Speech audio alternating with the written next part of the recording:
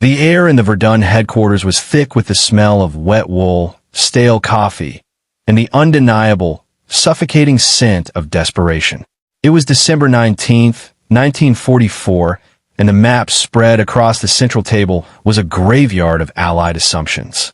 Red arrows, representing German spearheads, were driving deep into the Ardennes, slicing through lines that the Supreme Headquarters Allied Expeditionary Force had declared impenetrable. General Eisenhower stood at the head of the table, his face etched with the shock of a total, systemic collapse.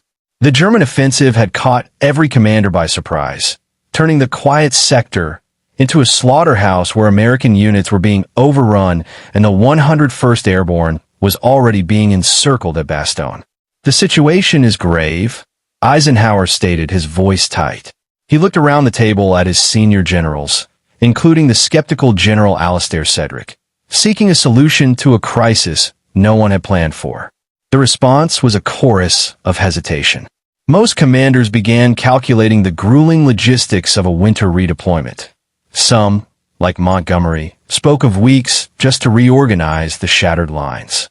To them, the geography of the Ardennes, the dense forests and narrow, icy roads, was a cage that made rapid movement a physical impossibility. Then, George Patton's voice cut through the room like a blade. "I can attack in 48 hours with 3 divisions." The room went silent, a vacuum of disbelief following the audacity of the claim. General Alastair Cedric scoffed, exchanging looks with the British leadership that bordered on pity. They believed Patton was grandstanding, offering a theatrical bluff for the history books while their men died in the fog. They saw an impulsive commander making an impossible promise. What Cedric and the others in that room didn't understand was that Patton wasn't guessing, and he wasn't gambling. He had been preparing for this exact moment for 11 days because he had done something no other general had the humility to do. He had listened to a man they considered a mere paper pusher. Behind Patton's confidence stood the meticulous work of Major Oscar Coe and the invisible plans that were about to change the course of the war. While the high command at SHEF basked in the warmth of their own optimism, a different kind of war was being fought in the dim light of the Third Army's intelligence tent. This was the domain of Major Oscar Coe, a man whose name was absent from the headlines and whose uniform bore no combat infantryman's badge. To General Alastair Cedric and the Traditionalist Officer Corps, Coe was a ghost in the machine, a meticulous, almost obsessively precise analyst who dealt in the dry language of logistics and radio frequency patterns rather than the gut feelings of a cavalryman. He was not a man of hunches or heroic gambles. He was a man of cold, hard facts and verifiable patterns. In a theater of war where everyone was looking for glory, Coe was looking at the minute details that others found beneath their notice. Coe's method was as surgical as it was exhaustive. He didn't just read intelligence reports. He dissected the anatomy of the German Wehrmacht, studying their doctrine, their concentration habits, and their hidden rhythms of preparation. While his counterparts at higher headquarters skimmed through the daily summaries and saw a broken enemy incapable of mounting an offensive, Coe began to notice a series of disturbing irregularities in the data. To him, a sudden spike in radio traffic or a slight shift in a supply route wasn't just noise, it was a signal. He understood that the greatest threat often hides in the shadows of what people desperately want to believe. Throughout early December, while the rest of the Allied leadership planned their Christmas leave, Coe sat hunched over maps, tracking the invisible movements of the enemy. He saw the German convoys moving under the cover of night, heard the whispers of captured prisoners speaking of fresh divisions, and recognized the strategic silence of the Ardennes as a predator's crouch. He was a man who refused to let his analysis be colored by the prevailing dogma of German exhaustion. He knew that the facts were screaming a truth that the generals were too arrogant to hear. It was this refusal to ignore the data that would eventually lead him to Patton's door, carrying the evidence that would save the Allied cause. By the second week of December 1944, the discrepancies in the Allied order of battle moved from unusual to terrifying in Major Oscar Coe's ledger. While General Alastair Cedric and the senior staff at SHEF remained comfortably convinced that the Wehrmacht was a hollowed-out force incapable of major operations, Coe was methodically tracking the vanishing of the enemy. His maps, once crowded with known German positions, began to show gaping holes where veteran units used to be.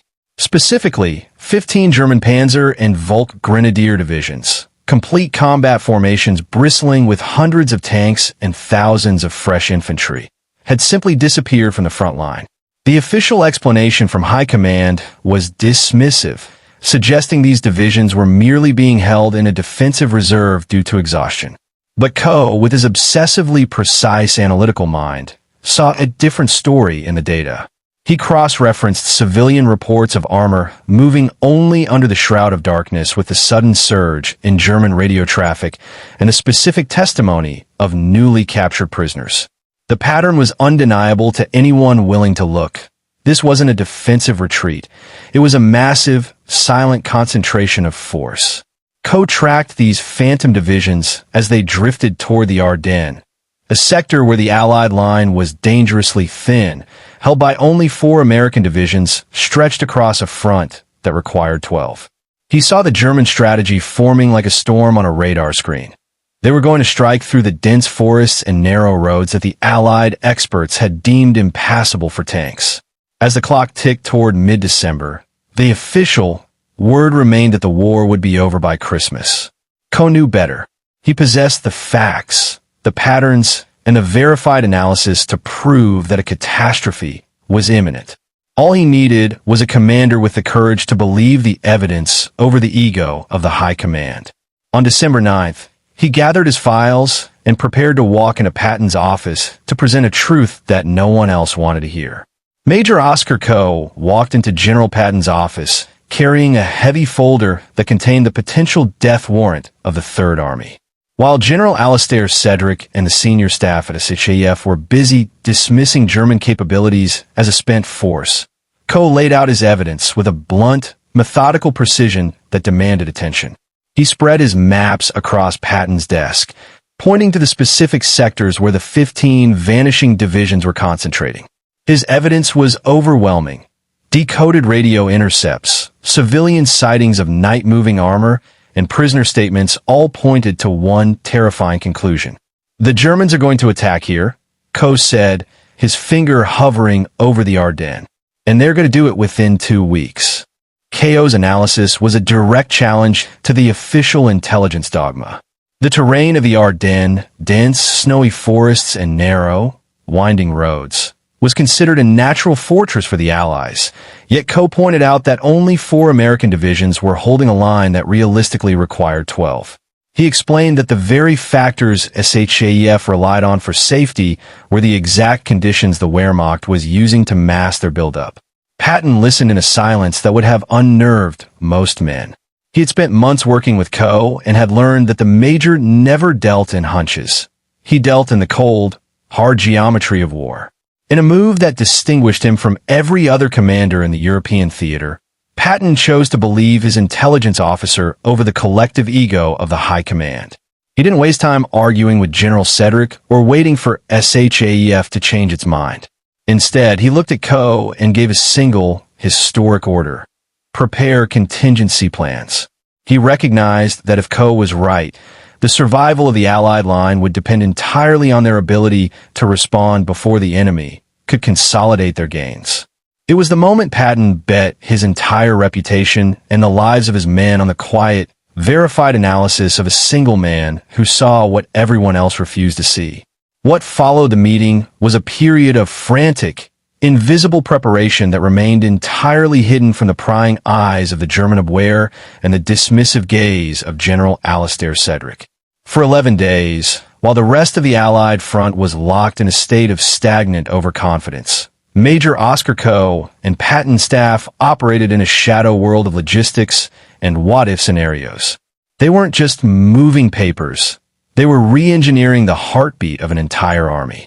Coe understood that speed in combat is not a product of luck, but the result of exhaustive, pre-calculated data. The staff began drawing up 3 distinct contingency plans, each outlining a precise method for the Third Army to disengage from its current eastward offensive and pivot 90 degrees toward the north. This was a feat of engineering that most military textbooks of the time deemed impossible. Coe mapped out truck routes down to specific, obscure intersections, ensuring that tens of thousands of vehicles wouldn't create a lethal bottleneck on the icy roads. He identified and secretly stockpiled fuel supply points in the northern sector, anticipating the massive consumption required for a rapid armored dash. Artillery units were pre-designated for rapid redeployment, their firing coordinates calculated for areas they hadn't even reached yet. Infantry regiments were assigned specific assembly areas, and officers were briefed on hypothetical movements that many felt were a waste of valuable resources. General Cedric and other commanders at higher headquarters openly questioned why Patton was diverting effort to planning for a disaster that couldn't happen. Patton offered no defense. He simply let Coe continue his work in the dark. They were building a ghost army on paper, a force ready to spring into action the moment the reality of the front caught up to Coe's predictions. By December 15th, the trap was set, not for the Germans, but for the very chaos that was about to engulf the rest of the Allied command. On December 16th, 1944, at 5:30 in the morning, the illusion of a quiet winter was shattered by the roar of 2,000 German guns. Along an 80-mile front in the Ardennes, the horizon ignited with the fury of a massive artillery barrage that caught the Allied high command in a state of total, paralyzed shock.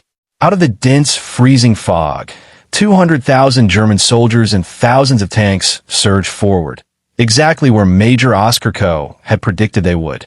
The impossible offensive had become a bloody reality, and the thin American line was instantly buckled by the weight of 15 elite divisions that SHAEF had insisted did not exist. At the Supreme Headquarters in Versailles, chaos reigned supreme. Reports were contradictory, commands were confused, and General Alastair Cedric found himself staring at maps that no longer made sense. The Allied leadership was reacting to a ghost, chasing shadows in a storm they hadn't seen coming. But at the Third Army headquarters, the atmosphere was vastly different. There was no panic, only the cold, mechanical activation of a machine that had been idling in wait for 11 days. When the initial reports of the breakthrough reached Patton, he didn't wait for a formal briefing or a confirmation from higher headquarters. He simply turned to Oscar Coe, who stood by the map table with the same analytical calm he had maintained for weeks. "You were right," Patton said, his voice devoid of the bravado often seen in public. "Give me the contingency plans." While every other general in the theater was scrambling to understand the scope of the disaster, Patton's staff was already pulling the pre-calculated folders from their desks. The invisible plans were no longer theoretical. The fuel depots were ready, the truck routes were clear, and the order was given to execute the pivot that would move an entire army across a frozen landscape to save the crumbling Allied line. The logistics of what occurred over the next 48 hours defied every conventional military axiom of the 20th century. While General Alastair Cedric and the commanders at Verdun were still debating the impossibility of a rapid response, Patton's Third Army was already in motion. It was a maneuver that required more than 130,000 men and tens of thousands of vehicles to disengage from a fierce eastward offensive, pivot exactly 90 degrees in place, and race north into a freezing gale. Under any other circumstances, such a movement would have resulted in a catastrophic traffic jam. But because of the invisible work Oscar Coe had completed in the preceding 11 days, every gear in the massive machine turned with oiled precision. The roads were sheets of black ice, and the visibility was often less than 50 yards. Yet, the truck routes Coe had charted down to specific, obscure intersections held firm. Convoy commanders didn't have to pause to check maps or wait for orders from a confused central command. They followed pre-designated markers and utilized the fuel supply points that had been quietly stockpiled before the first German shell had even fallen. Artillery units, assigned to specific assembly areas days in advance, were unlimbering their guns and firing into the German flank before the enemy even realized the Third Army had shifted its axis. The sheer scale of the movement was staggering. More than 130,000 men moved across the icy terrain, coordinating complex maneuvers without the benefit of modern communications, driven by the data-driven certainty of KO's intelligence. To the German High Command, who believed they had at least a week before Patton could react, the appearance of the Third Army was a ghost-like impossibility. They had calculated their offensive based on the standard Allied response time, never imagining that a single intelligence officer's meticulous patterns had allowed a commander to prepare his response nearly 2 weeks before the attack began. As the lead elements of the 4th Armored Division slammed into the southern flank of the Bulge, the impossible 48-hour promise was being fulfilled in steel and fire. On December 26, 1944, the heavy iron of the 4th Armored Division finally pierced the German ring around Bastogne.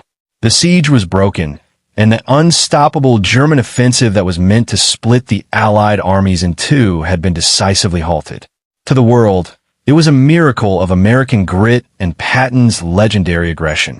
To General Alistair Cedric and the skeptics at SHEF, it was a stroke of luck that shouldn't have been possible. But in the quiet of the Third Army's mobile headquarters, the truth was far more calculated. When German commanders were later interrogated about their failure, their answer was unanimous. They had never expected Patton to move so fast. They had calculated their victory on the assumption of Allied slowness, never realizing Patton had begun preparing his response 11 days before the first German shot was even fired. The victory at the Bulge was not just a triumph of tanks and infantry. It was the ultimate vindication of Oscar Coe. In a war where intelligence was often treated as a secondary concern, Coe had proved that data, when meticulously analyzed and verified, was the most lethal weapon on the battlefield. He hadn't looked for what people wanted to believe. He had looked at the cold evidence of radio signals, prisoner statements, and civilian reports. While others were blinded by optimistic dogma, Coe had seen the 15 vanishing divisions and understood the pattern of an offensive preparation. The true lesson of the story, however, lay in the rare synergy between an analyst and his commander. Intelligence is worthless without a leader willing to act on it, and Patton had the rare courage to trust a single subordinate's warning over the collective consensus of the High Command. He took the risk of being wrong alongside Coe, and in doing so, he saved thousands of American lives. Major Oscar Coe's name may not appear in the grandest history books, but his obsessively precise maps were the foundation upon which Patton built his greatest victory. It was one intelligence officer and one commander who believed him, turning the most dangerous moment of the war into a masterclass of foresight and execution. History is written by the victors, but it's understood by those who look at the data. We're just starting our mission to bring these hidden stories to light, and as a brand new channel, your support is our greatest asset. Help us build this front line by hitting subscribe and ringing the bell so you never miss a deep dive. If Patton's gamble inspired you, hit like and tell me in the comments. Would you have trusted Coe, or would you have sided with the other generals? I'll be down there replying to every single one of you. History remembers the heroes who broke the siege, but it forgets the man who saw the storm coming when every other general was blind. Most leaders fail because they wait for the crisis to become obvious. True winners prepare while the world is still laughing. If you want to master the art of foresight and learn how to spot the vanishing divisions in your own life or career, you need to see the full analysis. Don't just react to the chaos. Start anticipating it. Click the link in the description to see the full breakdown.